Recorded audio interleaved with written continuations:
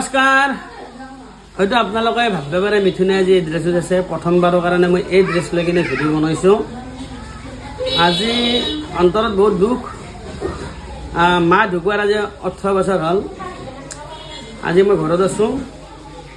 বা আজি মোৰ ল'ৰাটো বা বিটু আপোনালোকৰ মাজত নাই যিহেতু ল'ৰাৰ এক্সাম চলি আছে সেইটো কাৰণে নাই মই আহিছোঁ মোৰ লগত আমাৰ মনোজ আছে নমস্কাৰ এতিয়া মনোজে আহি কেনাই পাইছে মোৰ ঘৰত মই সেইটো গম নাপাওঁ মানে আমি হ'লো নলবেৰীয়া মানুহ বা মনোজো নলবেৰী মনোজো গুৱাহাটীত থাকে আমাৰ বস্তুবিলাক হৈছে কি মই যাৰ ঘৰত যাওঁ মই সেইখন ঘৰ মই নিজৰ বুলি ভাবোঁ বা মোৰ ঘৰত আহিলেও মনোজৰ সেইটো কথা গম পাই কিছু কৈ নকওঁ আৰু সঁচাকৈ ভাল লাগিল আজি আৰু বহুত দিনৰ মূৰত আচলতে গাঁৱৰ পৰিৱেশত আহিছোঁ আৰু সঁচাকৈ নিজৰ ঘৰ বুলিয়ে আছোঁ যিখিনি টাইম আছোঁ আৰু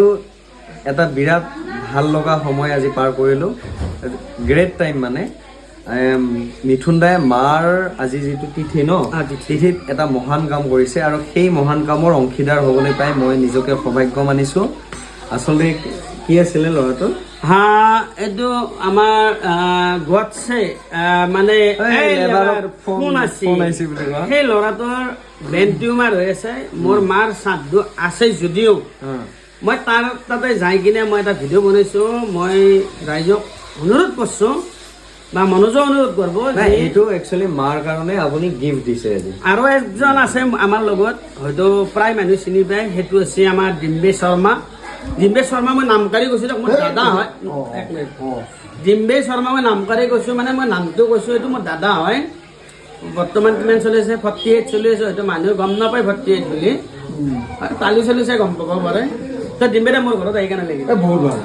মানে বিৰাট শান্তি ন শান্তি মানে গাঁও মানে মোৰো গাঁও বাৰু ঘৰবাৰে অলপ অনুৰোধ আৰু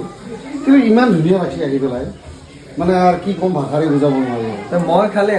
এটা কথাতে কৈছোঁ যে মোৰ নিজৰ ঘৰৰ নিচিনা লাগিছে ইয়াতকৈ আৰু বেলেগকৈ নুবুজা আৰু মানে য'ত যাওঁ যেনেকৈ থাকোঁ নিজৰ দৰে আছোঁ আৰু এইটো এটা বস্তু ভাল লাগছে মই গম পাইছোঁ কাৰণ যে দুটা মোৰ ঘৰত আহি মোক পাত্তা দিয়া নাই নিজে নিজে ঘূৰি আছে দুজনে সেইটো বস্তুটো গৌৰৱ কৰোঁ মই নহকে দুজনে ঘূৰি আছে সেইটো মোৰ গৌৰৱ তো এতিয়া মই বাকী কি শ্ৰাদ্ধৰ কি হৈ আছে মই সেইখিনি দেখালোঁ আৰু ডিম্বে দে আৰু মনোজক মোৰ ফালৰ পৰাই বহুত বহুত ধন্যবাদ সাহায্য কৰি কিনে এটা টাইম মই ফোন কৰোঁতে দুজনে কৈছে হে তেৰি তোমাৰ মাৰ শ্ৰাদ্ধ আছে আমি কিয় নাযাম যাম বুলি কিয় কৈছোঁ যে মোৰ মাৰ শ্ৰাদ্ধ আছে ব'লা যাব লাগে সেনেকৈ ক'ব লাগে বুলি কৈছে আমি আহি উপস্থিত হৈছোঁ বহুত ভাল লাগিল বাকী মনোজৰ কথাখিনিতো কৈছে আপোনালোকক সেই ভিডিঅ'টো আপোনালোকক মই দি দিম আপোনালোকে প্লিজ কৈছোঁ 10-5 টকাৰ কাৰণে মানুহ এটা যদি নতুন এটা জীৱন পায় সেইটো বহুত ডাঙৰ কথা সকলো ৰাইজে হেল্প কৰিব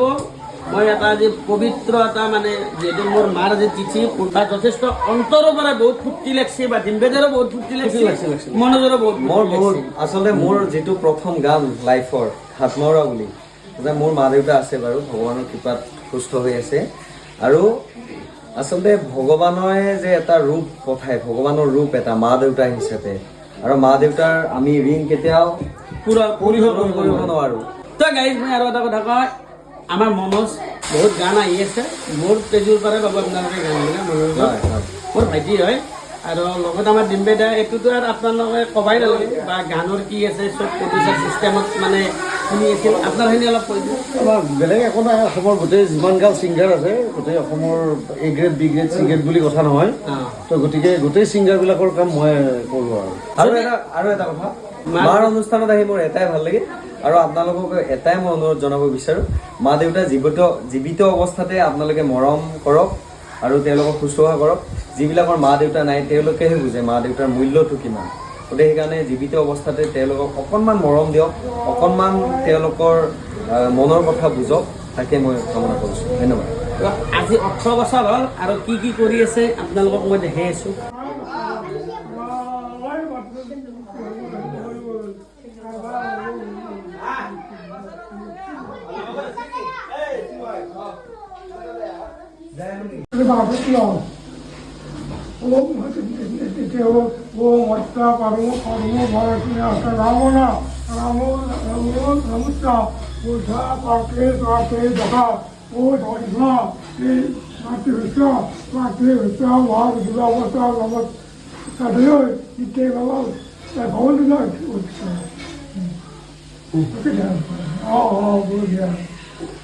যিহেতু মা নোহোৱা আজি আমাৰ 18 বছৰ হ'ল, যিহেতু আজি মাৰ পবিত্ৰ তিথি, এই তিথি উপলক্ষে বিটু আৰু ৰাজ আহিব নোৱাৰিলাক। সেইটো অলপ মনত দুখ লাগিছে, যিহেতু 1 বছৰৰ মূৰত মাত তিথি আহে, তাতে যদি তিৰিটো আৰু চলটো নাথায়, সেইকাৰণে মনটো বহুত বেয়া। সৰু সুৰাকৈ হ'লেও আমি তিনিও এনেকৈ লগ হৈ 1 বছৰৰ মূৰত মাত তিথিটো আমি এনেকুৱাকৈ পাতোঁ। তো গাইজ আজিৰ ভিডিঅ'টো ইমানতে সমাপ্ত কৰিলোঁ। ধন্যবাদ।